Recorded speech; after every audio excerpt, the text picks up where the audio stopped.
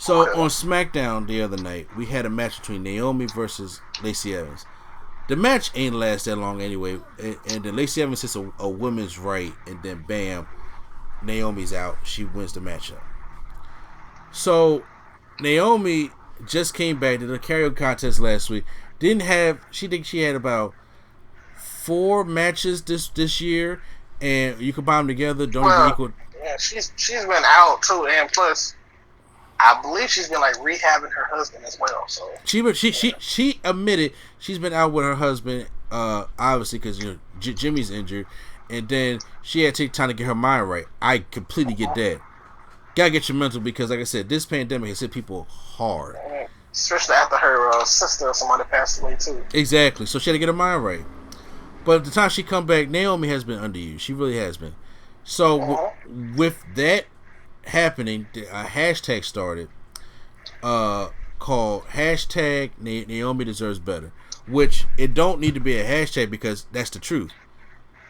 She does deserve better. Naomi is a tremendous athlete, 2-time SmackDown Women's Champion, and so it started trending, and I mean it started trending in like the top 20 of things that happened. So with that being said, there was a lot of people that came out in support for Naomi now, and once again, me saying this right now, I'm going to support Naomi. Yeah. Okay. Of course. And when it comes to racism or systematic racism and stuff like that, it's like this. Things need to change. People don't understand. Things got to change behind the scenes. Yeah. Instead of changing always in front. Now, if people want to get mad at Lacey Evans because Lacey Evans want to be in character and stuff like that, Lacey Evans is not the one that's saying I'm going to go beat Naomi. It's y'all can't say wrestling is fake and then want to believe wrestling is real. It don't work that way. Okay? And I'm all for, putting my brothers and sisters in the limelight of the show. Because, with that being said, Naomi has been one of the more consistent pieces on SmackDown and like a legit woman star. I'm sorry, Nikki Cross ain't it. They haven't made her like that. Alexa Bliss ain't really take a good bump in like the past 3 years.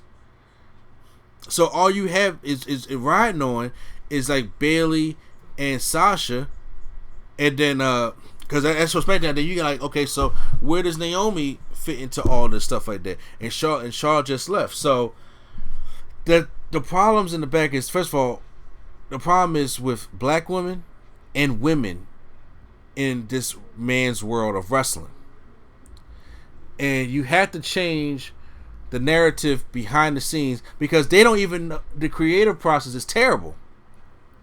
They don't even know what to do with Naomi. Look at Bianca Belair just came back on Raw to team up with Ruby Riott, and the thing is like, where the hell the EST of WWE have been? Like, where has she been at? Because Bianca Belair is too talented not to be showcased on TV. And then on top of that, y'all had a legit woman in Ruby Riott who just came back, and she lost 12 straight before tagging with Bianca Belair this year, and they've been putting her in junk matches. This is Ruby Riott we talking about. And I'm like, there's just some women that they have nothing to do. And first of all, to be honest with you, even though in this pandemic they have been booking, they just seem like they forgot how to book the women's division. It seems like, but the topic at hand here, Naomi, she does deserve a lot better. Like, she don't need to be in no squash matches, getting squashed by Lacey Evans or losing these kind of matches. She should be one of the top contenders for the championship on SmackDown. Now, granted, you got the whole Sasha Bayley clearly storyline going on when it comes to this, but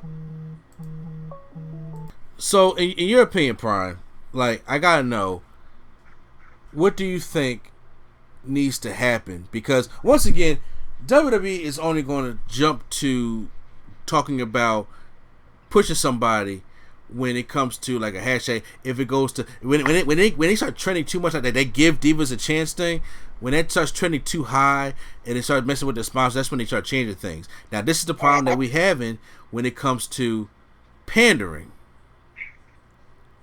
Yep. Because right now, you don't want pandering, but you want results.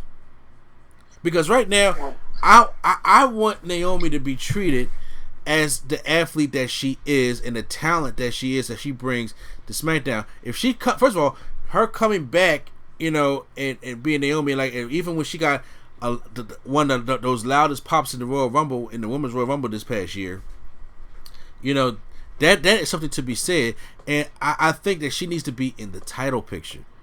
She was for like a day when she fought Bayley, and that was it. Exactly, but once again, I'm like, you can, but even if it's not the title picture, you have to create a story, okay? Because what's sad is there is no legit women's tag teams, really. Other than the Iconics, okay? And then it's like, and then the Kabuki Warriors, and then you go in, and then you gotta go make these makeshift teams to try to go win these women's tag team championships. It's like she can make a team and try to go after the championships, or you could put her in a storyline, because you gotta have some secondary storylines for these women to do, other than just all the storylines go around the championship.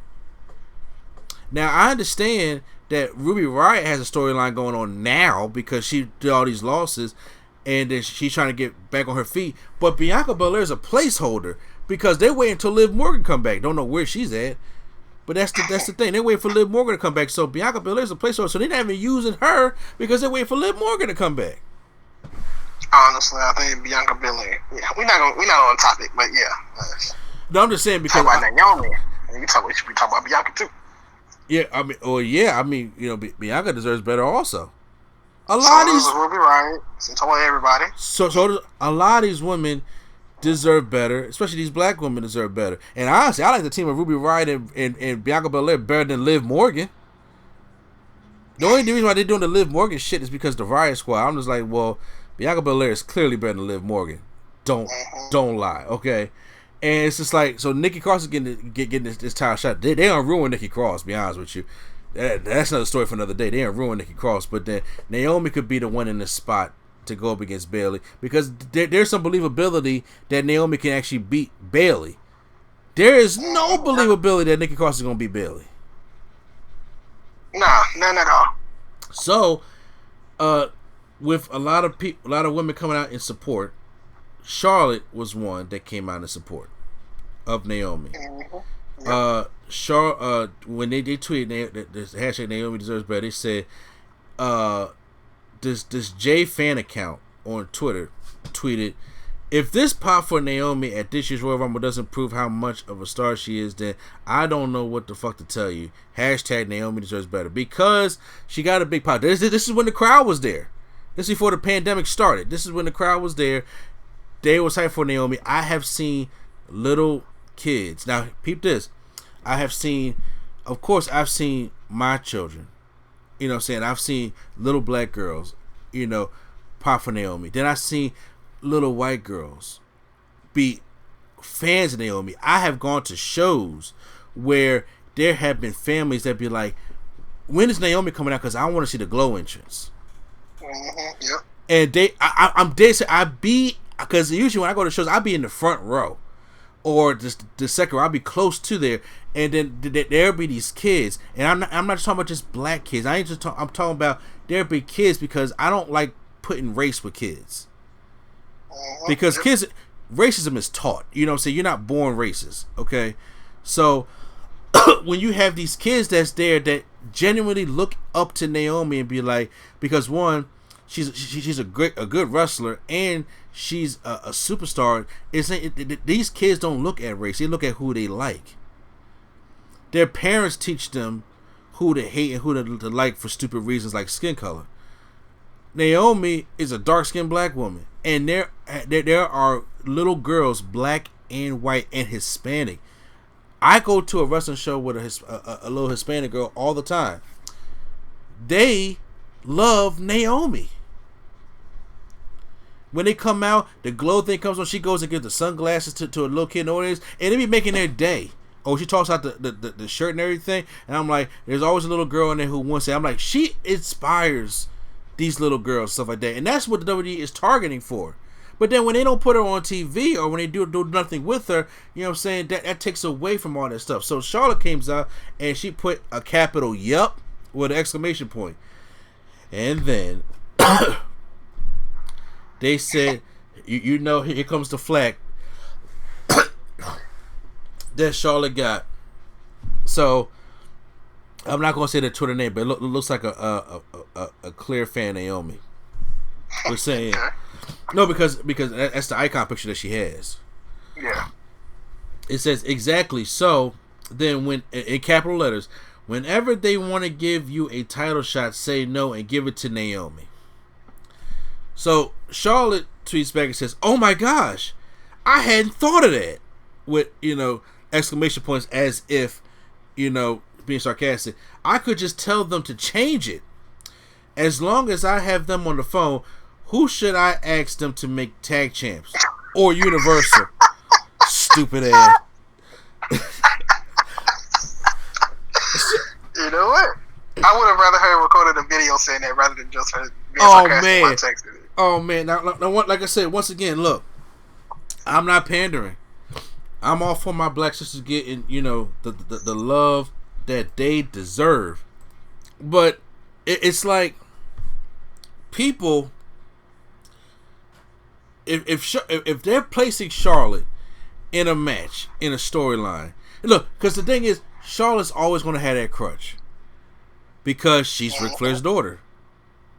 Yeah, even if she don't say it, even if she like it ain't there. They named her Charlotte Flair. She didn't want to be called Charlotte Flair. Mm-hmm. She wanted to be Charlotte. And the thing is, and here's the thing. I understand when people suck. Like, God, what was